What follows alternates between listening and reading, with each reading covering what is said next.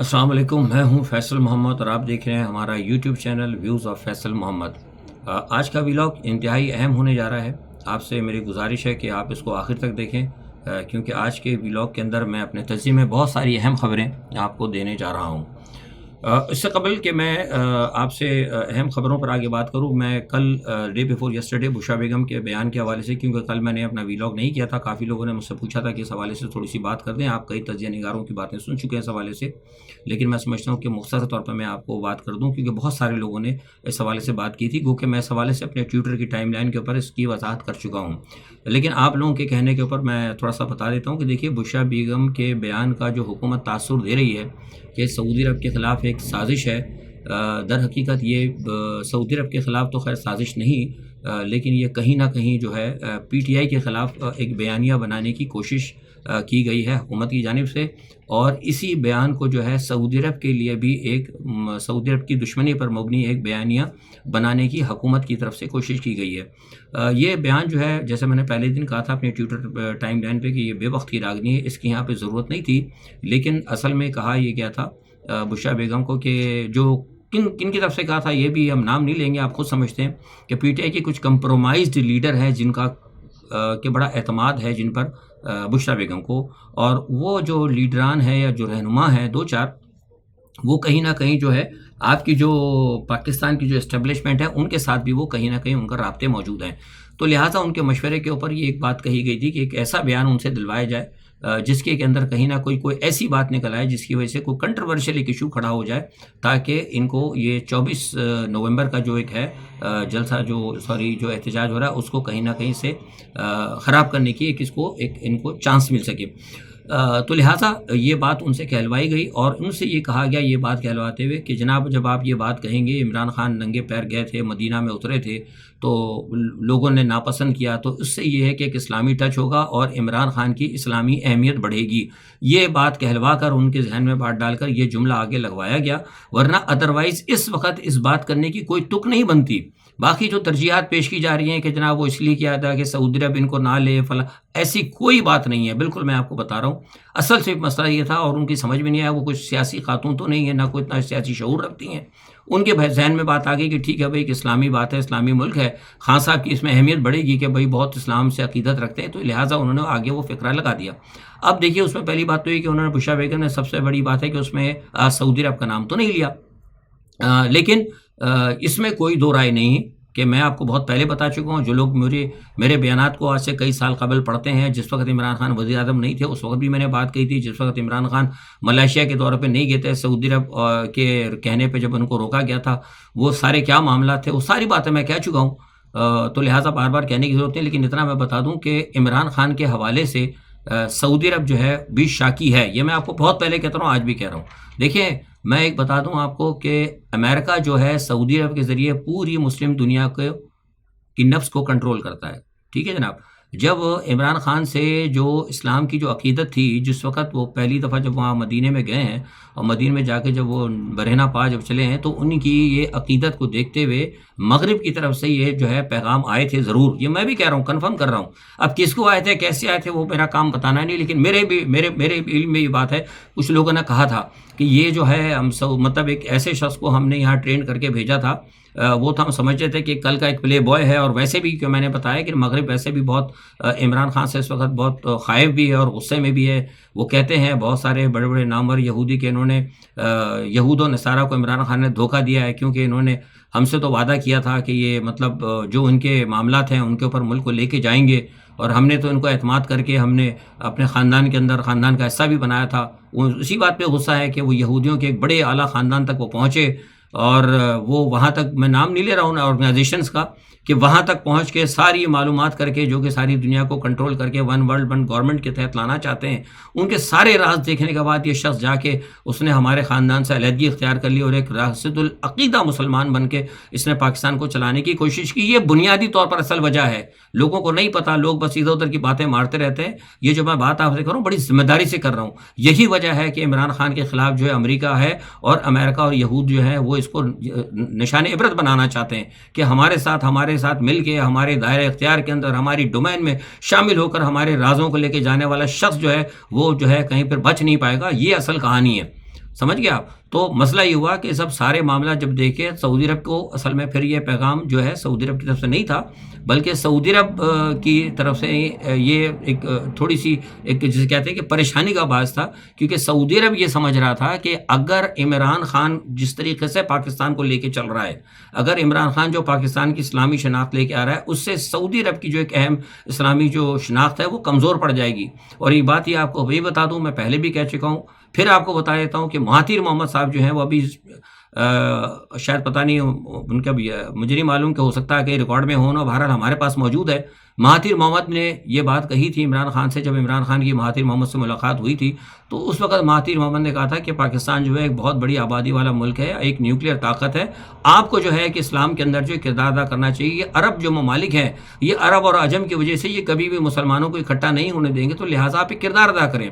تو یہی وجہ ہے کہ طیب اردگان نے اور جو مہاتیر محمد نے جو اس وقت وہ سارا سلسلہ شروع کیا تھا، تو اس وقت امریکہ کی طرف سے ان کو کہا گیا تھا کہ یار یہ کدھر سے آ گیا جو ہے ایک نیا جو ہے اسلامی معاملہ کھڑا کر رہا ہے، ہم تو سارے اسلام کو آپ کے ذریعے کنٹرول کر رہے ہیں۔ آپ دیکھیں نا OIC بھی سعودی عرب کے پیٹے کے اندر ہے، عالمی دنیا کی جو مسلمانوں کی فوج ہے وہ بھی سعودی عرب کے پیٹے کے اندر ہے۔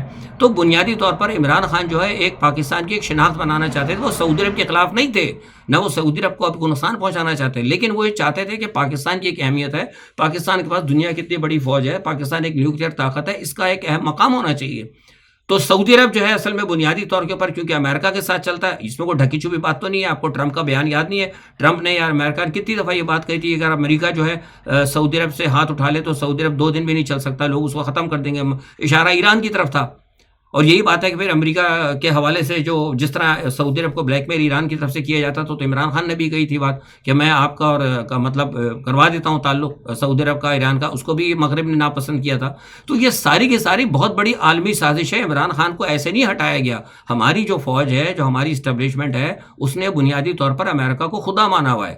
یہ عمران خان صاحب جو آئے تھے پہلی مرتبہ آ کے انہوں نے پاکستان کی خارجہ پالیسی کو آزاد کرنے کے لیے روس اور چین کی طرف لے کے گئے تھے، اور سارے ہمارا معاملہ ادھر ہو گیا تھا، ٹیلڈ ہو گیا تھا۔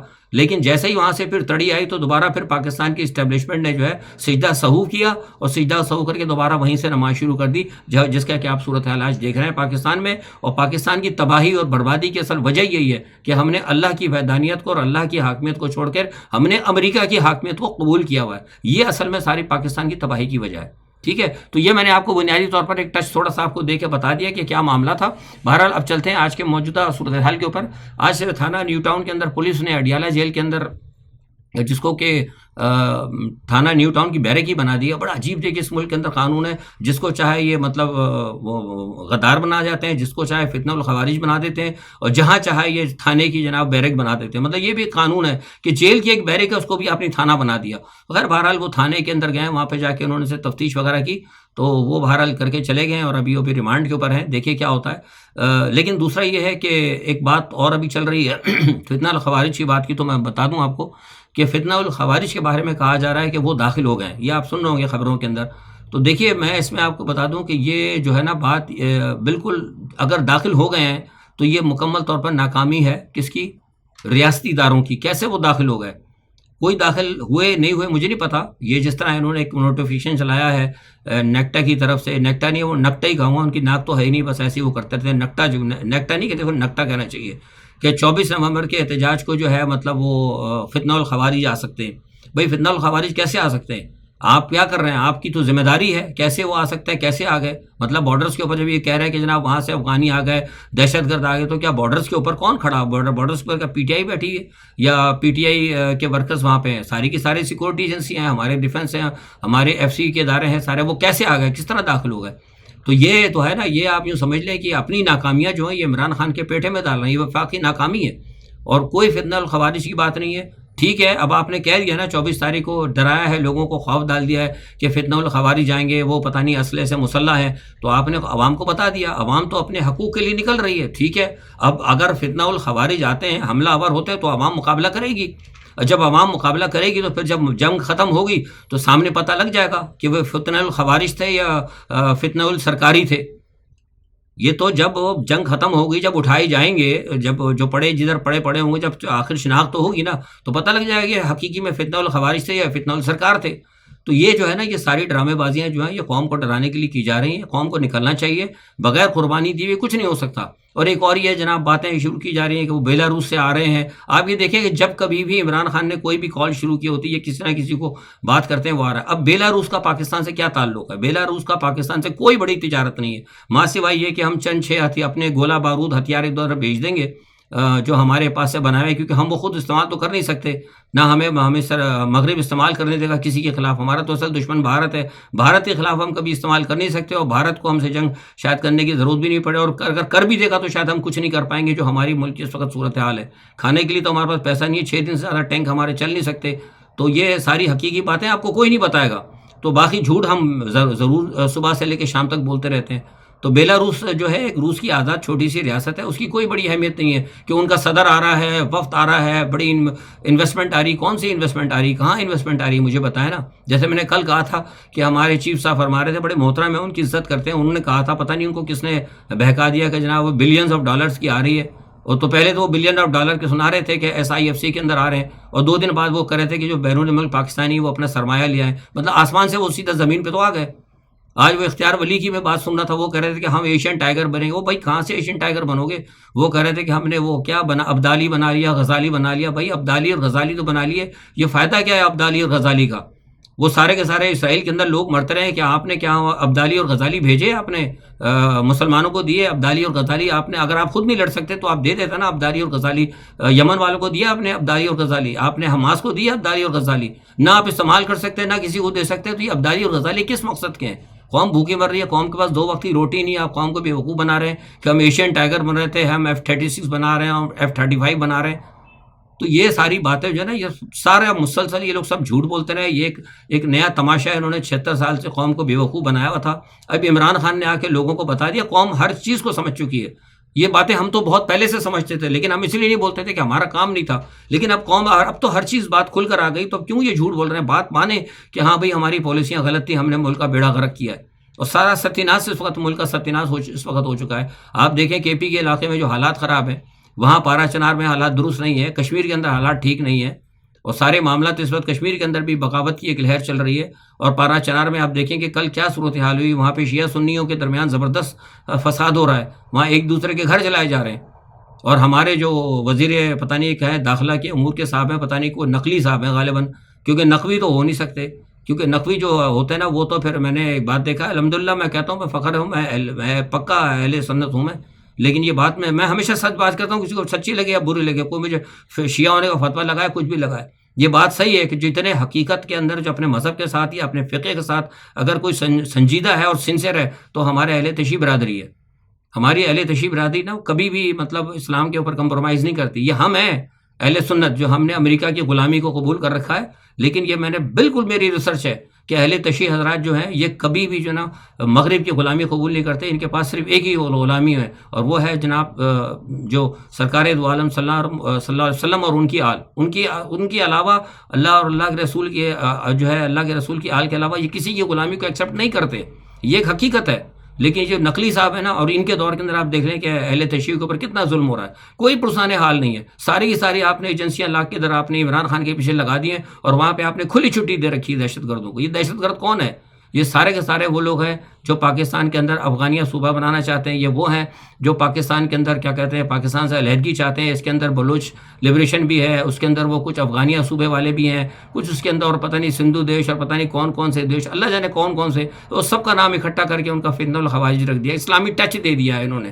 عمران خان تو کہتے ہیں نا ٹچ, انہوں نے بھی اسلامی ٹچ دیا ہے فتنہ الخوارج. بھائی ان کو سیدھا سیدھا کہو علیحدگی پسند ہے, دہشت گرد ہیں.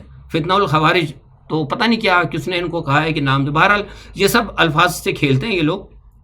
کہنے کا مقصد یہ ہے کہ کرم ایجنسی کے اندر جو حالات ہیں اور یہ جو کشمیر کے اندر جو حالات ہیں یہ ریاست کے لیے انتہائی خطرناک ہے. لیکن اس کے باوجود آپ دیکھ لیں کہ ریاست جو ہے نا وہ بالکل اس پہ توجہ نہیں دے رہی. اس کی پوری توجہ جو ہے عمران خان کو اور PTI کو کنٹرول کرنے کے لیے, اور جو قوم نکل رہی ہے اس وقت پورے قوم کے بنیادی حقوق کو سلب کرنے کی کوشش کر رہے ہیں. 24 مئی کے حوالے سے آپ کو ہوتا ہے کہ عدلیہ نے واضح طور پر کہا تھا, ایک کام دیا تھا کہ لوگوں کو آنے دیا جائے, ان کا حق بنتا ہے مظاہرے کا, لیکن اس کو روکا جا رہا ہے. سارے کے سارے پورے پاکستان کو انہوں نے بند کر دیا ہے. اور آپ دیکھیں وہاں پہ جو ہاسٹلس ہے وہ خالی کرا لیے گئے ہیں. پنجاب کے اندر کئی ہاسٹلس میں مجھے بتایا گیا ہاسٹل کے اندر خواتین تھیں, لڑکیاں تھیں بیچارے, اچانک آیا ان کو گھروں سے باہر نکال دیا. لڑکوں کو جو وہاں رہ رہے تھے ہاسٹل سے گھروں سے باہر نکال کے خالی کرا دی. وہ کہاں جائیں گے؟ مطلب راستے سارے آپ نے بند کیے ہوئے ہیں. عورتوں کو, لڑکیوں کو اسکول سے نکال دیا, وہ بیچاری تلاش کرتی پھر رہی ہے. مجھے بتایا کل رات کو بھی کسی نے بتایا ہم پریشان پھر رہے ہیں, پتہ نہیں دیکھ رہے ہیں کس علاقے میں ہمارا ہاسٹل ہے, اب وہاں پہ کوئی ہمارا رشتہ دار ہے, عزیز ہے, کس کے گھر جائیں, کہاں جا کے رات بسر کریں. ایک تماشا انہوں نے, وہ فسطائیت انہوں نے پورے پاکستان کے اندر مچائی ہے. انہوں نے 26ویں آئینوی ترمیم لا کر اور سب کو اٹھانے اور سب کو بند کرنے کا چکر انہوں نے چلایا ہے. اور ساتھ میں آپ جماعت اسلامی کو دیکھیں, وہ کہہ رہی ہے جماعت اسلامی کہ ہم ان کے ساتھ ہیں, ان کی حمایت کرتے ہیں احتجاج کی, لیکن وہ ساتھ نہیں دیں گے. ان کا زبان یعنی منافقانہ رویہ آپ دیکھیں جماعت اسلامی کا, کہہ رہے ہیں کہ ہم عوامی احتجاج کی حمایت کرتے ہیں لیکن ان کے ساتھ نہیں دیں گے. اور یہی حال کچھ ہمارا فضل الرحمان صاحب کا ہے, جو ہمیشہ کہتے تھے کہ اس فسطائیت کے نظام کو خاتمہ ضروری ہے, ہم اس فسطائیت کے نظام کے خلاف ہیں, ہم یہ کر دیں گے, ہم وہ کر دیں گے. جب عوام اٹھ کے کھڑی ہوئی ہے اس فسطائیت کے نظام کے خلاف تو فضل الرحمان صاحب خاموشی کے ساتھ جو ہے نا اپنا سے کیا دڑ بٹ کے نہ بیٹھ گئے, ان کا کوئی بیان نہیں آ رہا.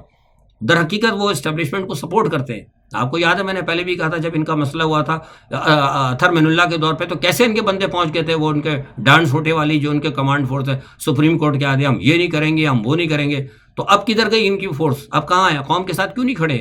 ان لوگوں کو چاہیے پہچانے, ان کو ایک ووٹ دینے کی ضرورت نہیں ہے. یہ جتنے بھی اسلامی جو نام کی جو بڑی بڑی جماعتیں بنی ہوئی نا, یہ سب کمپرومائز ہے. میں آپ کو بتا رہا ہوں یہ ساری کی ساری کمپرومائز ہے. میں بہت پہلے کہہ چکا ہوں کہ آپ کو نہیں پتا کہ 50 سال 60 سال کے اندر مغرب نے کہاں کہاں اپنے ایجنٹ گھسا دیے, آپ کو نہیں پتا. یہ ہمارا کام نہیں ہے بتانا, یہ قوم کا کام ہے, قوم اس چیز کو پہچانے. اور عمران خان نے لوگوں کو اسی لیے بتایا تھا, ساری باتیں بتائی تھیں. اور میں بار بار اسی لیے کہتا ہوں کہ عمران خان کی رہائی جو ہے یہ جمعیت علماء اسلام ہو گئی, پیپلز پارٹی ہو گئی, اور یہ مسلم لیگ ہو گئی, اور وہ MQM جو ایک بنائی ہوئی ہے پاکستان کے اندر, وہ مفاد قومی جو بنایا ہے انہوں نے, وہ ڈرامے باز جو ہیں, وہ ایک جو ہے وہ بھی ساری کی ساری تنظیم, یہ سب کے سب جو ہے نا یہ سب کے سب اسٹیبلشمنٹ کے پیٹھے کے اوپر چلنے والے اور اسٹیبلشمنٹ کے لیے کام کرنے والے لوگ ہیں. تو یہ ساری جو ہے نا صورتحال کو آپ کو دیکھنا ہوگا. یہ انتہائی معاملہ بہت خراب ہے.